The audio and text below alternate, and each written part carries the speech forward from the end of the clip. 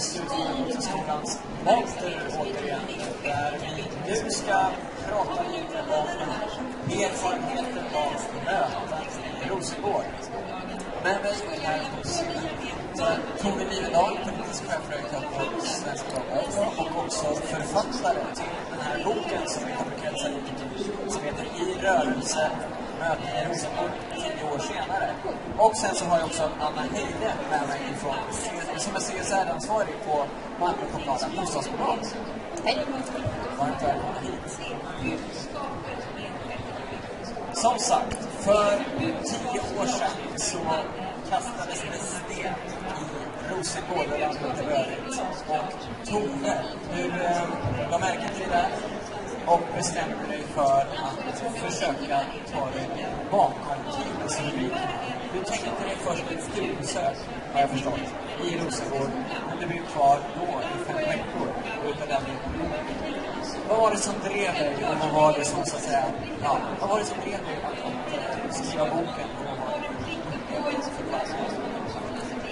Jag hade ju sedan tidigare som många andra en ganska bestämd bild av Rosengård utan att ha varit där. Och det störde mig lite grann. Det brukar vara så där tycker jag att man plötsligt bara vet någonting är men man har ingen egen erfarenhet av det. Och jag har faktiskt tidigare skrivit en annan bok som skulle handla om sociala entreprenörer och skickade ut en efterlysning i mina nätverk. Känner några intressanta sociala entreprenörer oavsett det är offentligt, privat eller ideellt. Då fick jag tips att åka till Malmö och träffa det kommunala bostadsbolaget. Det ska väl villigt erkänna att man som ideologisk muffare då kanske inte tänkte att det var där jag skulle hitta till valde lite av exemplet, men jag hade fel. Så att jag tog kontakt med vd Lars Wilme själv på och frågade om komma hit. Och han sa ju då just det här förlösande tycker jag. Du får jättegärna komma, men ska inte stanna ett tag också så du lär dig någonting. Istället för den här halvdagsbesöken när man går runt och ser lite grann, men inte kanske hela morgonen på ett år. Så att jag fick komma till MKB och vara lite praktikant. Där var jag Anna som var fastighetsvärd och på Rosengård. Och hon gav mig den väldigt censurerade bilden. Jag fick gå med på alla nivåer i företaget. Från företagsledning till skolmöten, följa med husvärdarna in som reparerade läckande kranar och såg trångboddhet, vad det innebär. Såg slitage, pratade med fick göra besök på fritidsgårdar, träffa kvinnonätverk, nattvandra och så vidare. Så jag tycker, 5 veckor kan man säga är en liten del också, men för mig var det väldigt mycket mer.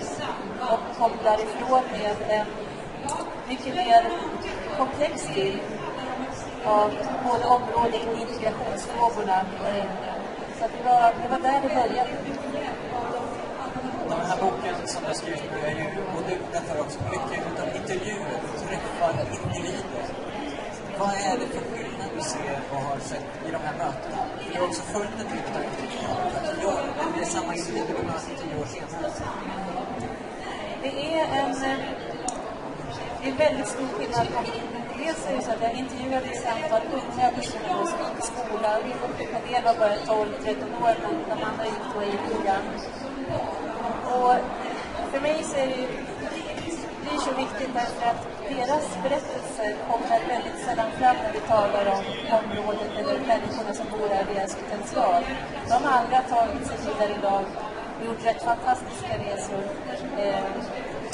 utvecklingsmässigt. En del av dem var redan då för 10 år sedan ambitiösa och hade driv och visste att det är väldigt mycket på sig själv.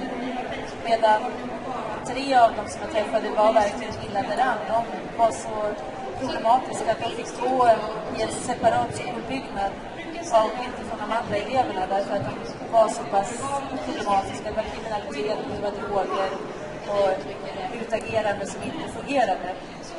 De 3 har också kommit vidare, alla 3 på sitt olika sätt och hittat vägar framåt.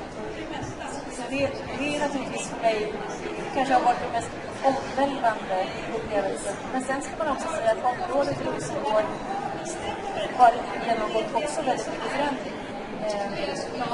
Det är lite svårt att tala om Rosengård därför att det består av många delar och det är egentligen den här gården som har varit med som har varit upprinnelse till väldigt många av de problematiska rubriker som vi har sett.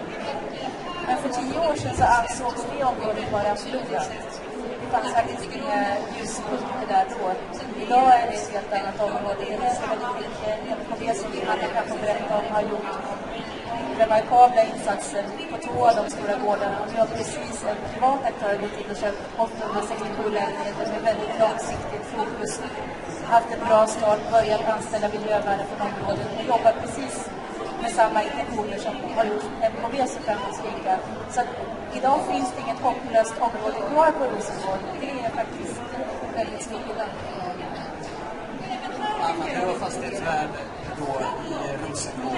Jag kan tänka mig att ett annat bostadsbolag hade så tänkt när det började kasta sten i 30 år och vara oerhört rörigt. Varför finns vi här? Vi tänkte ganska. Ni tänkte annorlunda. Ni resonerade på annat sätt och valde att agera på annat sätt. Berätta lite om som bostadsbolag hur ni resonerade. Det var ni faktiskt för oss har det alltid varit självklart att arbeta med helheten i boendet. Vi förvaltar inte bara hus och fastigheter, vi förvaltar även själva boendet och människorna som bor i dem. Och då kan vi inte låta bli att ta hänsyn till det som sker runt omkring mellan husen också. Och då blir det en naturlig del att arbeta från 2 olika håll. Dels arbeta med fastigheterna och helt rent och snyggt som är väldigt viktigt för oss. För det handlar om ett värdigt boende, men också naturligtvis om att kunna göra insatser som går utöver den vanliga fastighetsförvaltningen, där det sociala spelar stor roll, men där vi genom fysiska satsningar i området kan få de här mekanismerna att komma loss och att det sker också för sociala förändringar genom de fysiska satsningar vi gör. Och ni har lyckats dessutom tjäna pengar. Men att tjäna pengar är en grundförutsättning för att vi ska kunna arbeta med de sociala frågorna. Tjänar vi inga pengar så har vi inga pengar att arbeta socialt för heller. Så och ofta är det så att vi ser det som en investering, inte en kostnad, utan det är en investering i att på lång sikt få lägre kostnader än om vi inte hade gjort någonting alls.